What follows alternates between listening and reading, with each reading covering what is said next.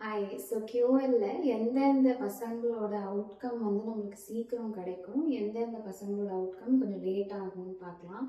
So first எந்தெந்த சைல்டோட outcome late ஆகும் அப்படின்னா, எந்தெந்த ஃபேமிலிஸ் வந்து குழந்தை மட்டும் சேஞ்ச் பண்ணணும் அப்படின்னு கேட்குற பேரண்ட்ஸுக்கு இந்த சைல்டு வந்து டெவலப்மெண்ட் கொஞ்சம் லேட் ஆகும்.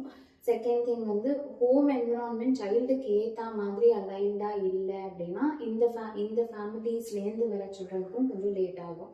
எந்தெந்த சில்ட்ரன் கிட்ட அவுட்கம் சீக்கிரம் கிடைக்கும் அப்படின்னா, பேரண்ட்ஸோட நம்பிக்கை, குழந்தை வளர்றாங்க, குழந்தை கூட நானும் வளர்றேன், இந்த ஒரு ஃபோக்கஸ் இருந்துச்சுன்னா அந்த சைல்டுகிட்ட இந்த அவுட்கம் சீக்கிரம் கிடைக்கும். அண்ட் சைல்டோட பிஹேவியரை கரெக்ட் பண்ணணுன்ற ஃபோக்கஸில் இல்லாமல் புரிஞ்சுக்கணுன்ற ஃபோக்கஸில்.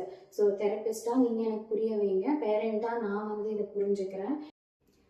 ஸோ எங்கே டாக்டர் வேணுமோ அவங்கள வந்து நம்ம ரெஃபரல் எடுத்துக்கலாம். ஸோ சைல்டு டெவலப்மெண்ட்டுங்கிறது ஒரு டீம் அப்ரோச்.